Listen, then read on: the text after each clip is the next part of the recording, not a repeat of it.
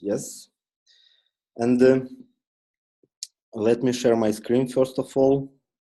Unfortunately, today's meeting, several people who wanted to attend and who wanted to make a presentation didn't have a time, and you know, it's Friday, every have urgency in their agencies. That's why Bartek and Vitaly did not manage to come for today's meeting, so I will make presentation for myself. And after that, I believe Alessandra will also describe some describe what we've done from the technical perspective and from the architectural point of view. But I will show you what exactly we've done and how it could be reproduced on a front end.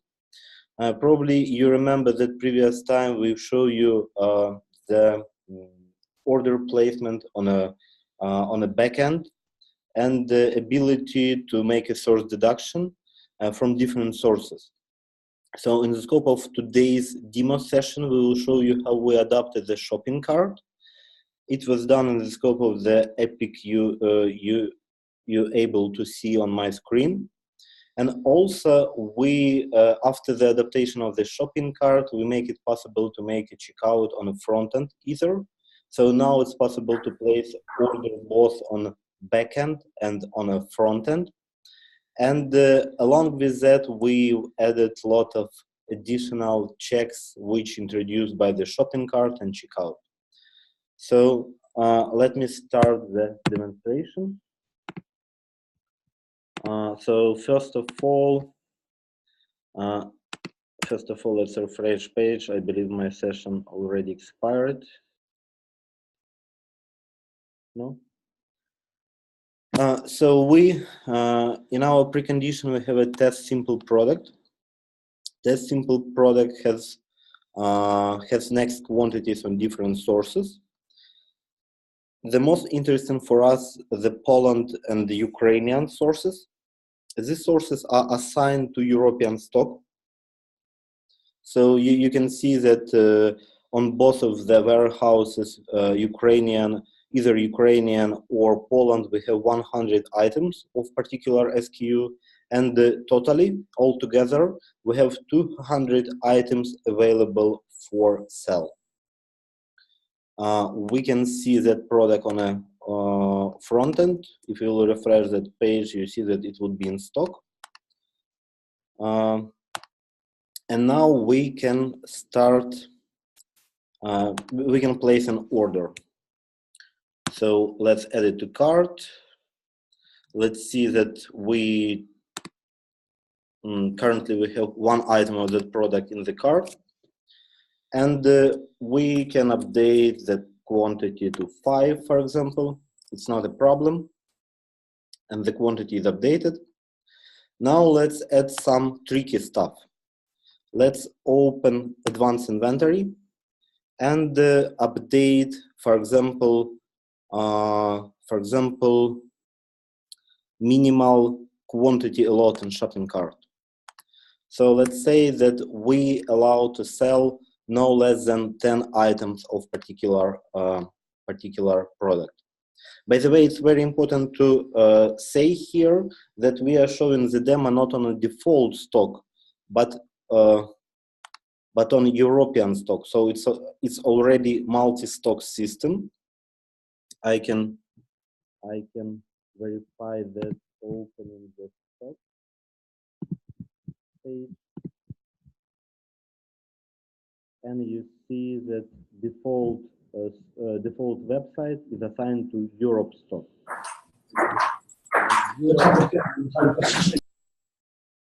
And Europe stock has this assignment to physical sources. In our case, that's Italian, Poland, and Ukraine. Okay, so in our advanced inventory, we decided to change minimal quantity, allowing in shopping cart to 10.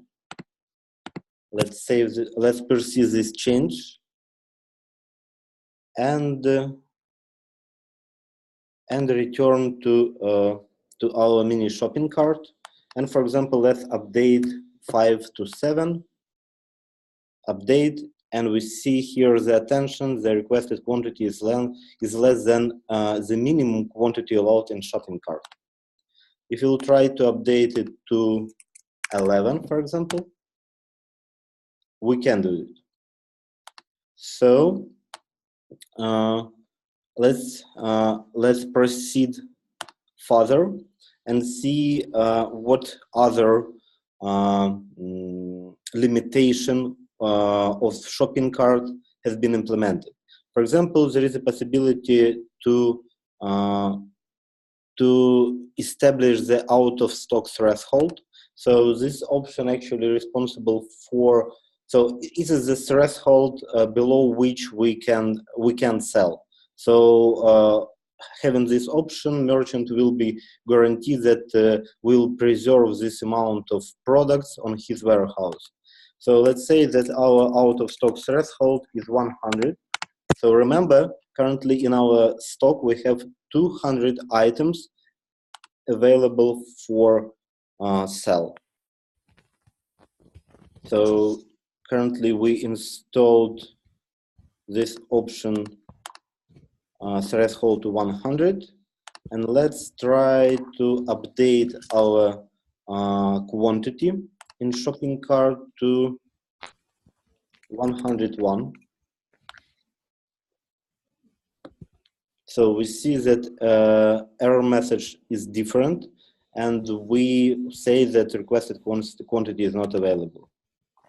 But we still can proceed with 100 items. Not 100, but sorry, it's 100. Yeah, so we can proceed with 99.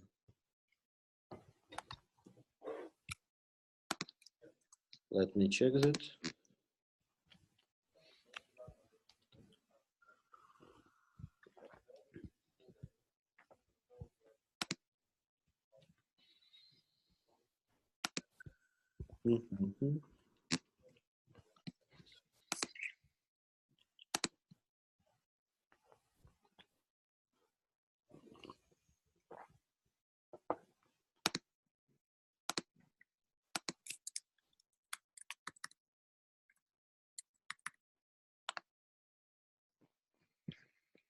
The request quantity is not available. Strange.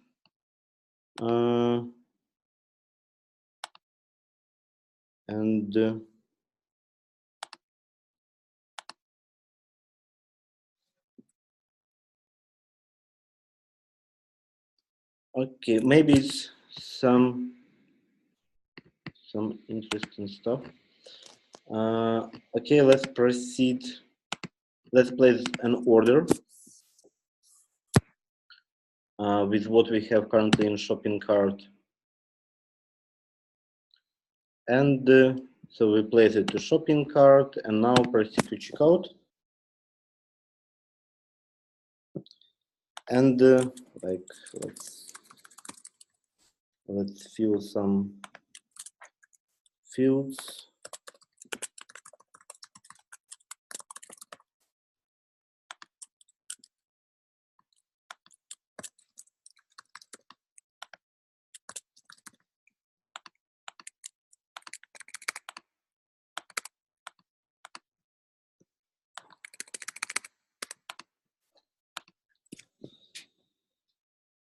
And here it's pretty interesting stuff that at the time of order placement, we also have validation, but this validation is a little bit different because we have two different chains of or pipelines. You can call it that way either. And for example, and we have a different way. So you will see, for example, in our code base, we see one validation mechanism for add to cart processing, and another validation mechanism for checkout. For example, actually the main difference here is that we don't have this particular step, and this particular step responsible for quote validation, for example, for min saleable quantity, for max saleable quantity, and other stuff. So we don't have this validation for checkout, but we have the same validation for adding products and manipulation with the shopping cart. Okay, so let's play the order.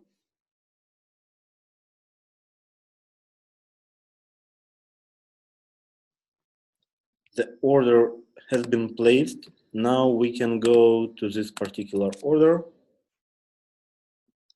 and make a source deduction.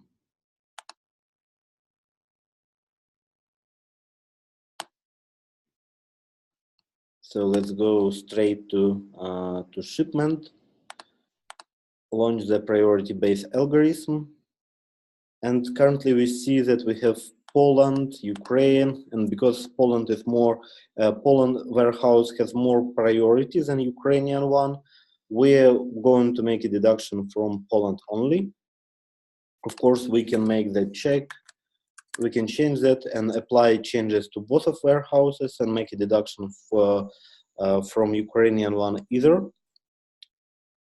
And now we deduct it. So now we play the shipment and we made a deduction.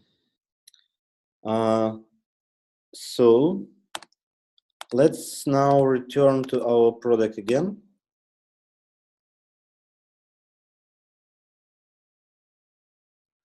Let's now return to our product again. And this is test simple product 2.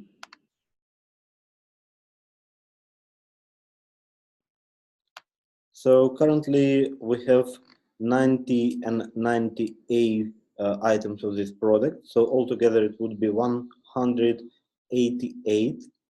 So let's order this quantity. Let's order this quantity. Simple product.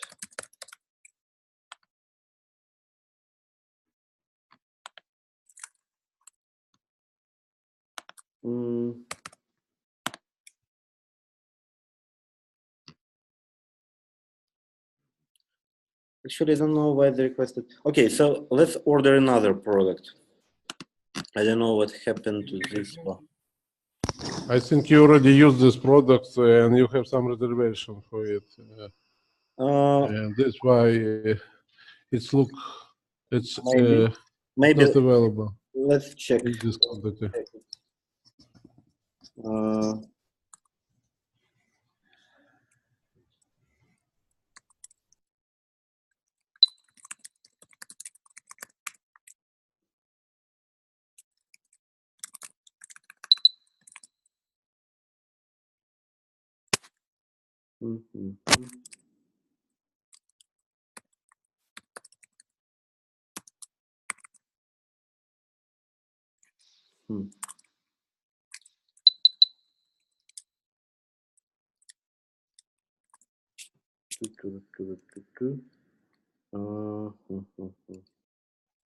Seems like you mean Vagrant SSH. Oh, sorry. Yeah, I start worrying a little bit.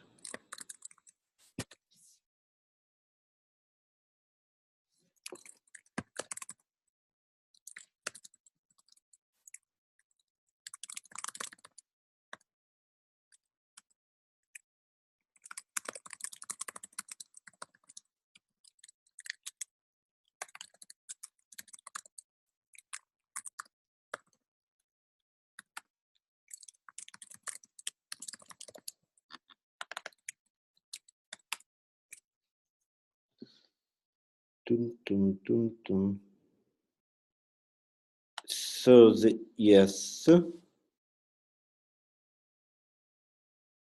issue that we, so looks like we have some small issue that we when we had validation failure on shopping cart, we compensated that with the wrong quantity. Okay, so let's just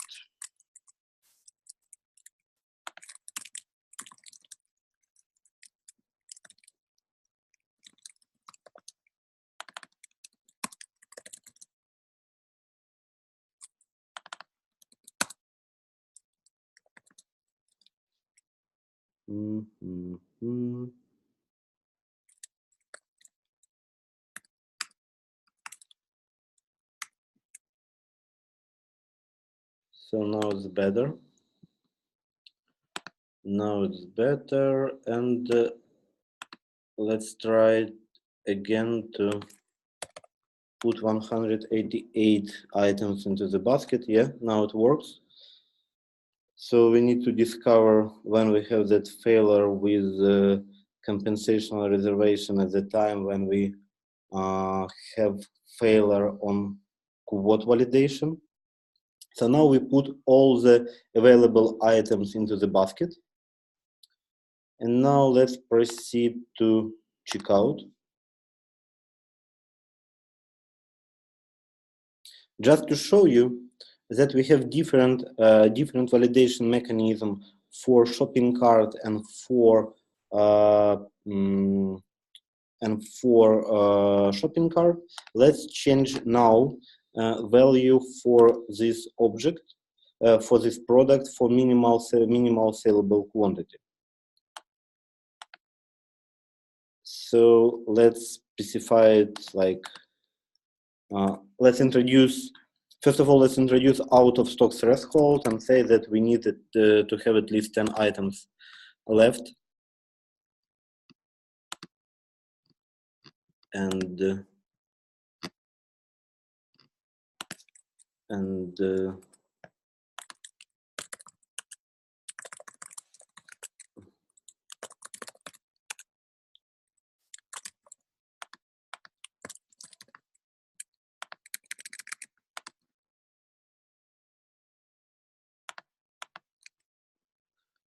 so boom, boom, boom, boom. We save that value, save product, and now let's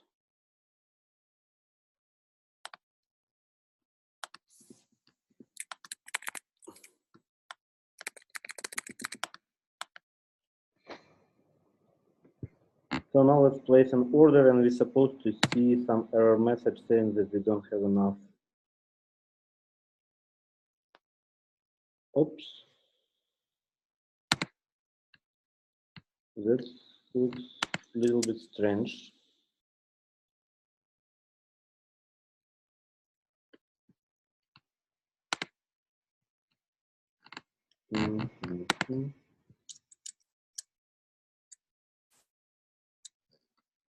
So we created. Did I apply it for the? Oh, sorry. I changed the configuration for another product. So I changed the configuration for test simple product, but actually I made a purchase for test simple product too. So I did that configuration for wrong product. It's supposed to be this one. Okay, so I will show you another pretty interesting stuff. So currently we bought the product, and now let's check that we don't have this product in stock anymore.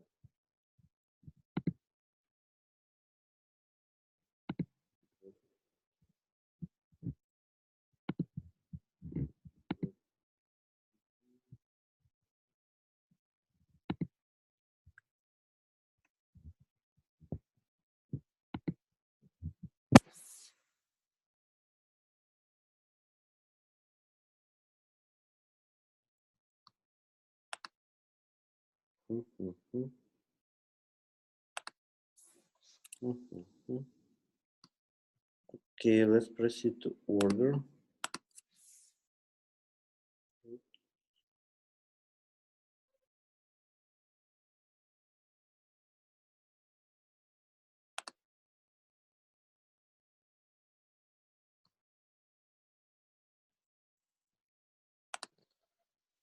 Make a shipment.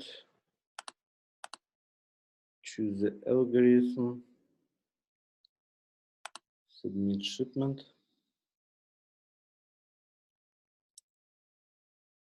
So created compensational reservation. Now we had that stock deduction.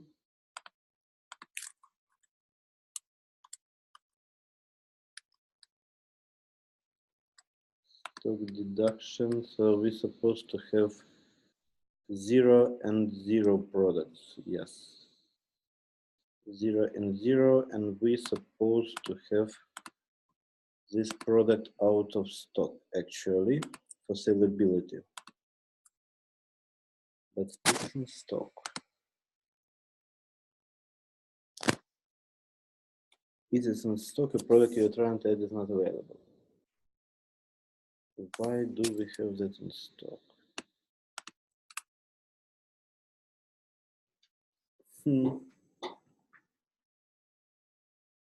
This one. Let's clean the cache. Maybe the cache is the reason.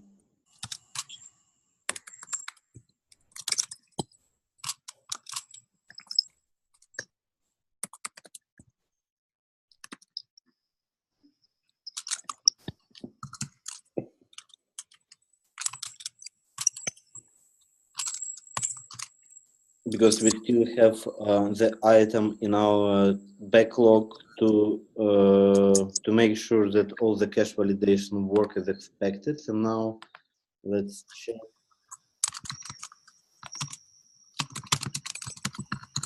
So you see that we can't add to shopping cart even one item of this particular product, but it's strange that we have that product in stock.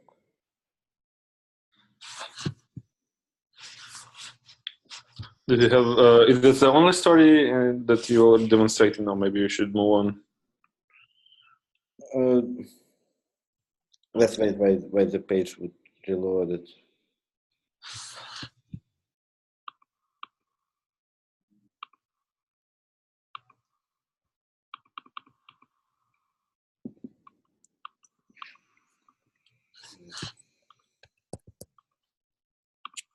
Yeah, the problem was in cache.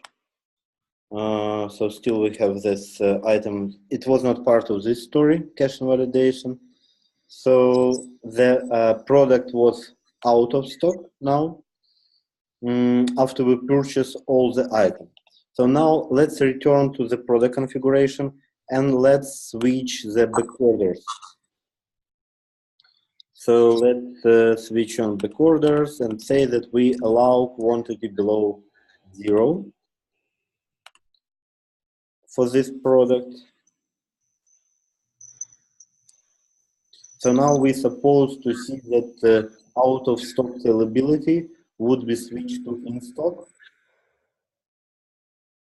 Let's just refresh the cache because we see that full page cache currently could be an issue for us.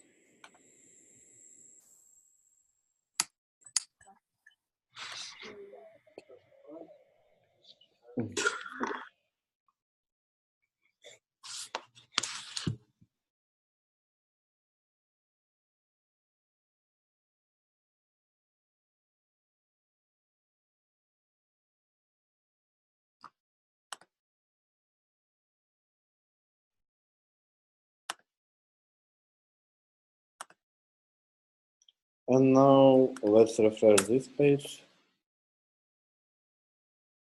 So what we should see here, we should see that product get back to stock.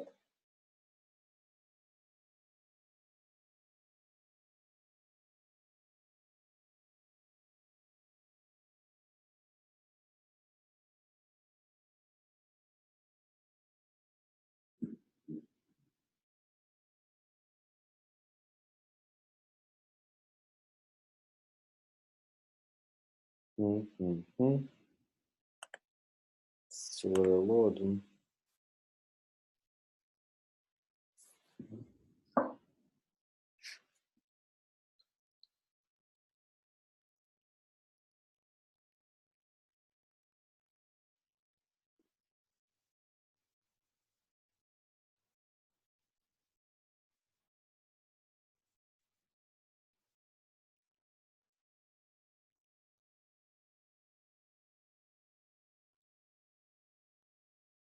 Mhm.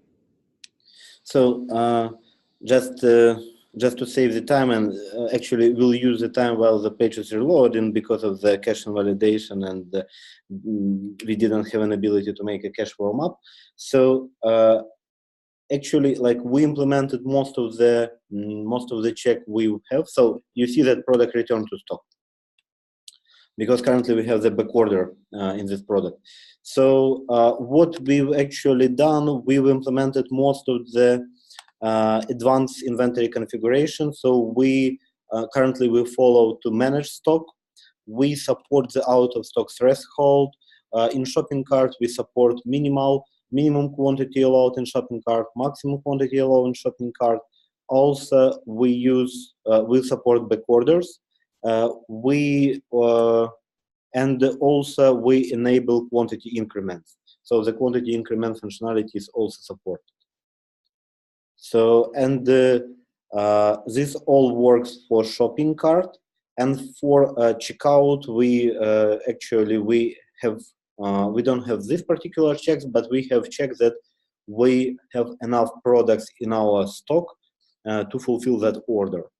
So we have like two different validation chains, but all of them are combined in one service. So Alessandra, do you have an ability to describe that, how it looks like from the code point of view, and what a service we introduce, and Yes, let me share my screen. Okay, no, I can't because you are sharing your. I can share my, if you would like, and you will just tell about that. Yeah, I just shared the screen to show you some code. As you probably guessed, the functionality that Igor demonstrated so far is quite complicated, because it takes into account a lot of different possible configurations for inventory. So it has been developed. It's almost finished, but what I'm still doing is covering it with the integration tests, because since there is a lot of combination of possibilities with or without flags set in this screen, not to mention the store configuration. We really need full integration tests that check all the possible combinations. To do so, we realized that we missed something, because until now we used the legacy stock configuration, and we only read the legacy stock configuration through a dedicated service, which is called get stock item configuration. But during writing the test, we realized that we need also the ability to change this configuration to test all possible combinations. So we introduced this new service that is save stock item configuration. And through this service, through this service, we are able to change, to save actually the stock configuration for a specific stock ID. This way we can, in our integration test, we can emulate all the possible combinations, or for example, setting a threshold, enabling back orders, enabling managing of stock, and so on. So I'm in the middle of writing this test, because the more we went on developing this service, the more we discovered that we need to do. So this service is becoming a long story, but I think that we are almost finished, and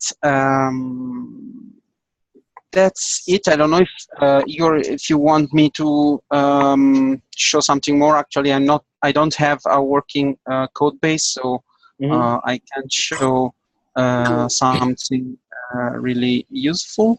Okay. But the idea here is that yes, we need to introduce this new service just because we didn't plan to implement it before. Okay, I can share my screen and show two pretty interesting stuff, which I would like to attract attention to. So first of all, I would like to show you that we finally implemented the thing which we wanted to implement for quite a long time. So you probably know that in our legacy stock item interface, actually legacy stock item interface contains both stock data, so it has quantity and the stock availability, as well as all the configuration we have. So in MSI, we finally decouple the stock configuration out of stock availability and quantity. That's why in MSI we have a dedicated interface for configuration and dedicated interface for stock availability. Now merchant have an ability just to import and export just stock data and change configuration via dedicated interface presented by Alessandra. So the configuration interface currently we have here. And also, it's very interesting to see that, for example, in our legacy system, we have some interface like stock state interface, and we had two different methods. The one which was used for shopping cart check, and another one which was used for making a check whether we have enough product at the time of order placement and the time of checkout. So two different methods for pretty similar thing. And actually, what we've done in MSI, we introduced the only service which is used in both cases. The name of this service is product saleable for requested quantity. And it's pretty interesting how we configured it. So we have two different configurations for shopping cart and another configuration for checkout. So instead of having two services which are pretty close regarding the functionality which would be done, regarding the check which would be applied, because most of the checks, as you can see, like back order or whether stock manager is applied. So they're pretty similar, so we don't duplicate that functionality. We have the only service, and we have different conditions which are supposed to be checked in each of that cases. I would like one request from me, and I think developers should be should back that request. These interfaces are fairly important to understand how Magento processes orders, right? Or how you add items to cart, how you buy items. Mm-hmm. And keeping them in virtual types might be inconvenient, especially for people who are new to Magento.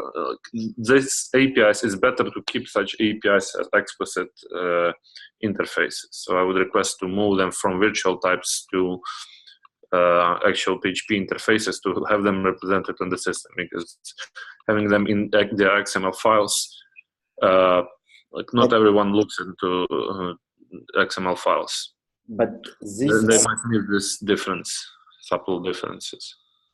But these are just the steps, and each of the steps has own interface.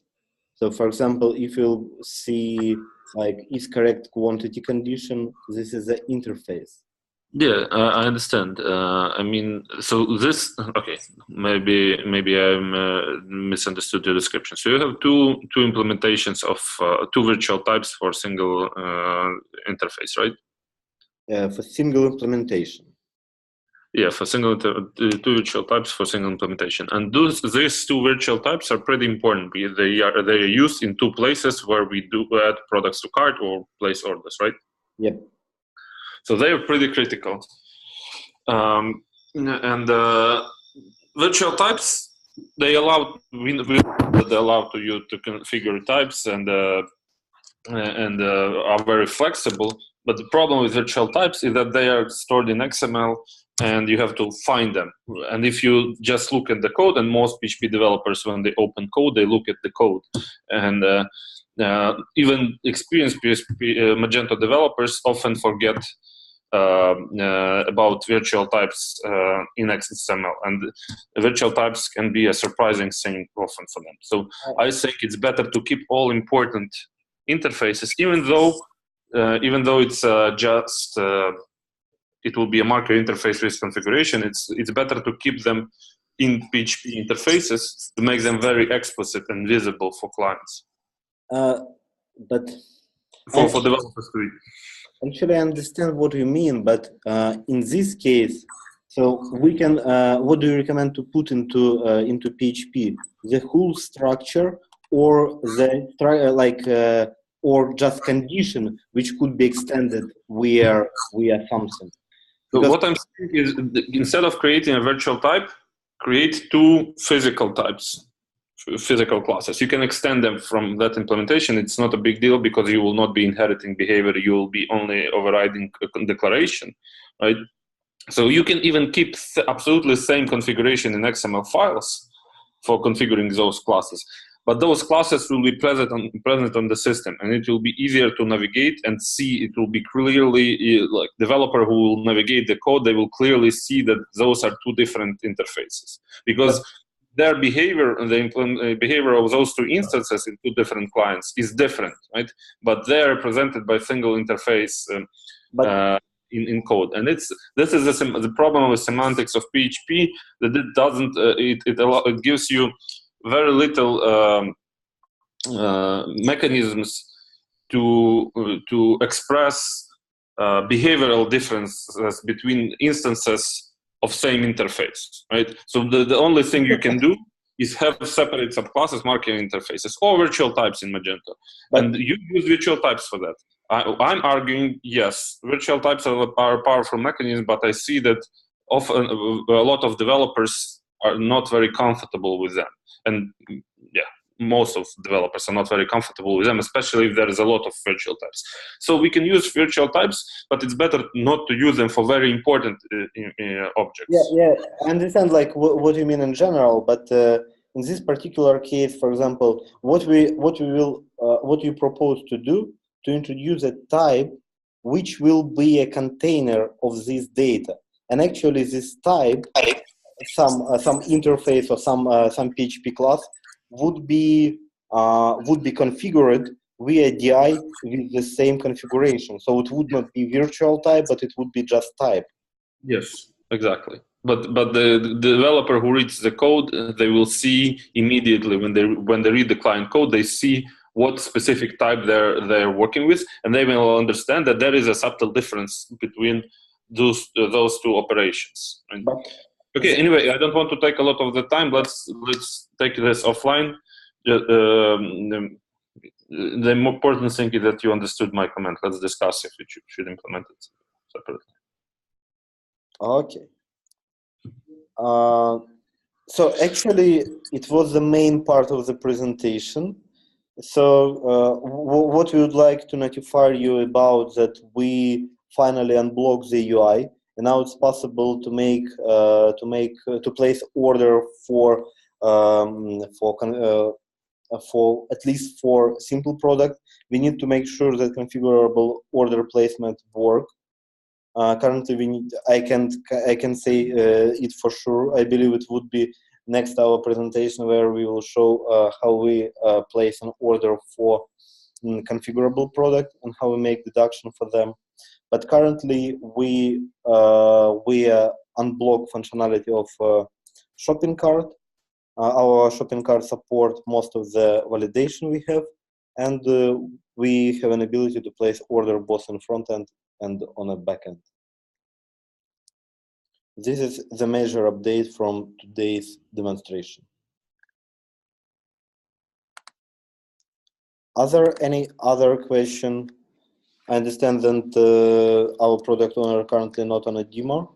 but maybe some of you have other questions regarding the demonstrated functionality. Sorry for some issues with the caching validation, and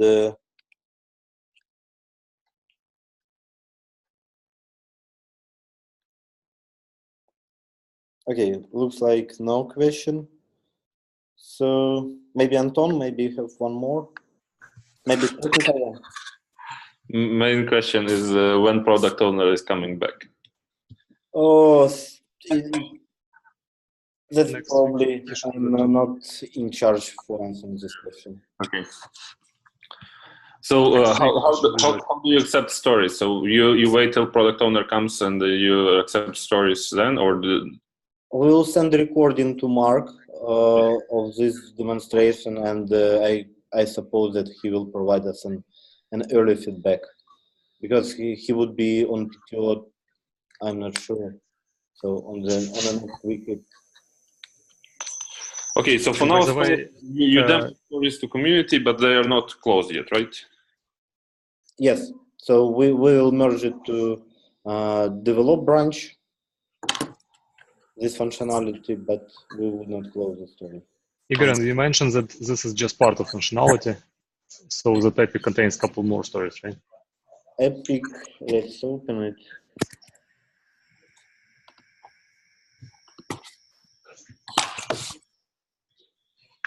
Okay, thank you. As I see, no, so we can probably close Adapt Shopping Cart. I don't see other issues we have in this Epic except those which we implemented. Okay, great. So yeah, when Mark will be back, we'll be able to close 5 story points.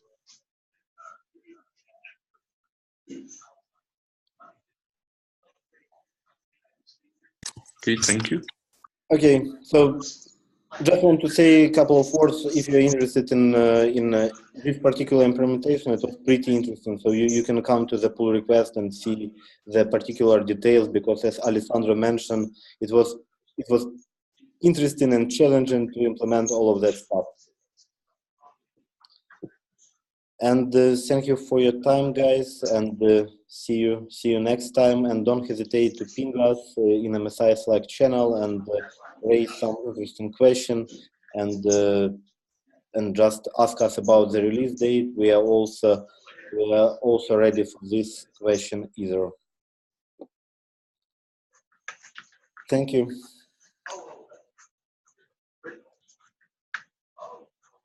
Bye.